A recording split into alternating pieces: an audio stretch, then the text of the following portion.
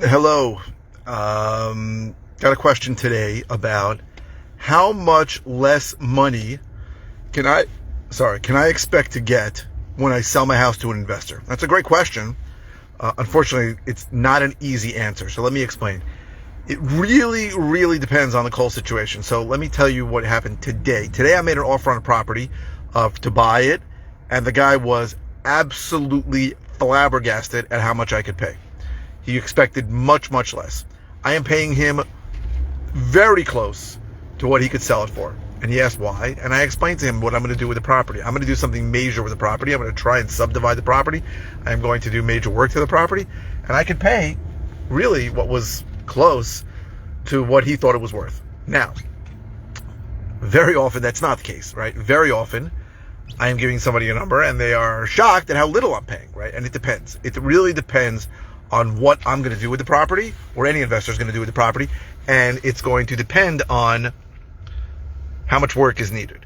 So, listen, there are people who think that their house does not need a lot of work, or they don't understand how much work costs, right? I've gone into houses where in 10 minutes I realized I need to spend at least $120,000 on the house.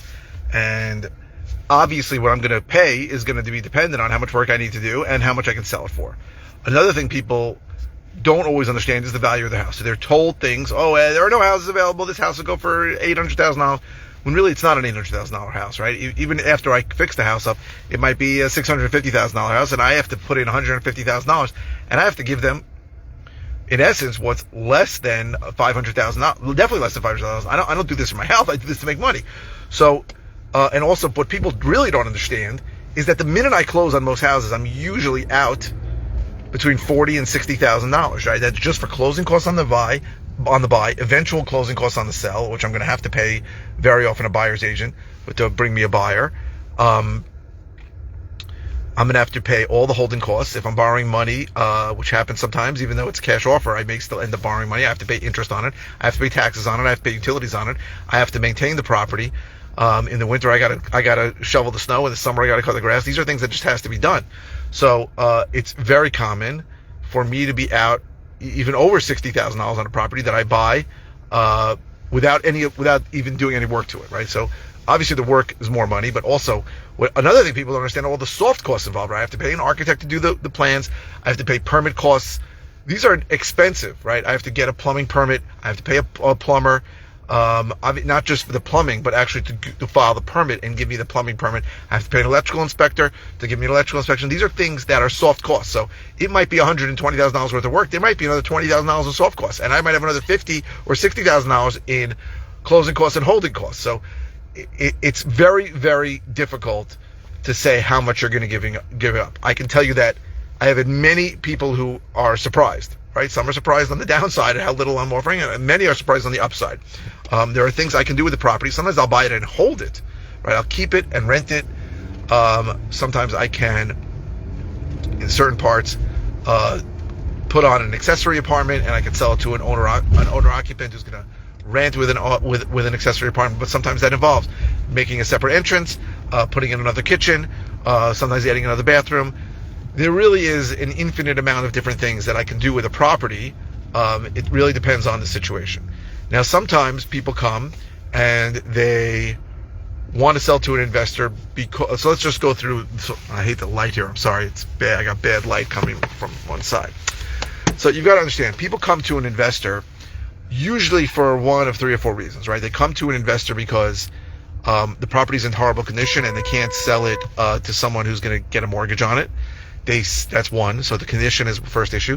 The second reason they might do is time. Either they need to sell really fast, or they need to just get into contract and not be on a buyer's timeline, because I'll wait. I recently closed on something in Merrick where I waited. What was it? I think it was 20 months. I was in contract for 20 months. I waited for some bad situation to finish up. So it's time, there's condition, and there's also municipal issues. So there's unpermitted additions, there's open violations, there's open permits.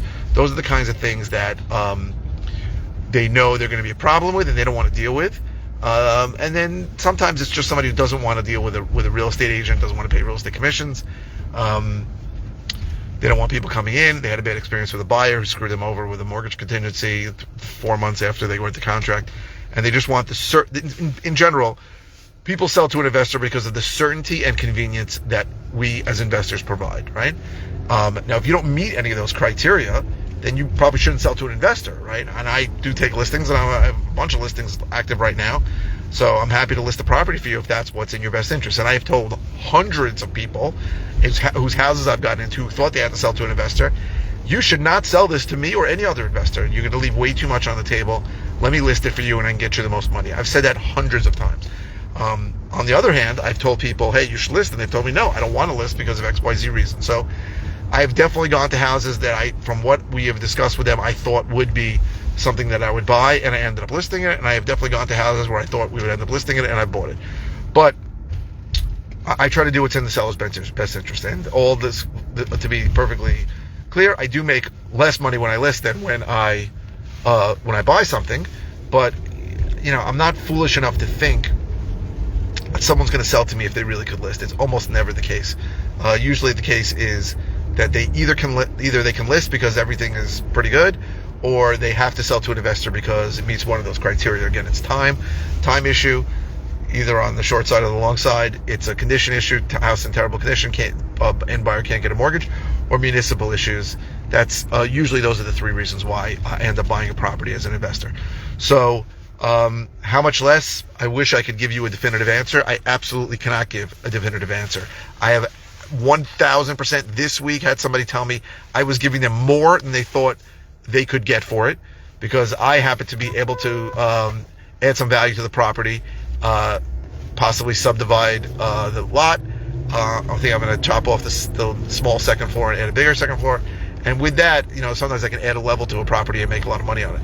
Sometimes it's going to be a surprise about how little I can pay, because it needs a lot of work and people just don't take into account, again, my holding costs, my soft costs, my closing costs. All those things add up a lot, and I have to make a profit on it. You understand? I can't, people think, I recently had somebody who said the house is worth $500,000, I want to sell it for $475,000. I'm like, listen, not enough of room for me. I'm going to lose money. And he's like, well, if your costs are $50,000, then you should pay me $450,000. And I'm like, I don't do this to break even. I need to make a profit, and I need to give myself a cushion, because the market's going to change, right? We've been 12, 14 years into a very strong market. Really, since 2008, 2009, market's been going in one direction, and that's up. But that's going to change, and if I'm holding a lot of houses and it changes, that is going to be an issue for me. So I need to give myself a little bit of cushion in case the market shifts and I get caught, selling properties that I just rehabbed.